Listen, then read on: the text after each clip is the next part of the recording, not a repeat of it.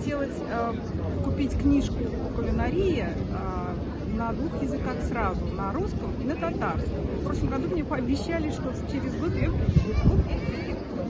мне пообещали и выполнили. Я купила аж 2 книжки по кулинарии, одна подарочная вот такая, там на 2 языках сразу, а эта книжка в русском варианте и в татарском варианте, что очень интересно. Ну, конечно, с такими замечательными представителями издательства я не удержалась. Решила, думаю, все-таки начну говорить по-татарски опять. Очень мне нравится, мне очень хочется узнать про Булгар. Я поэтому взяла такую книжку и вот такую книжку. Плюс, как учитель, я очень хочу узнать татарский язык с принципами, с базами, вот как язык. Ну и папочка себе тоже анекдоты всякие. И очень давно не была в Казани.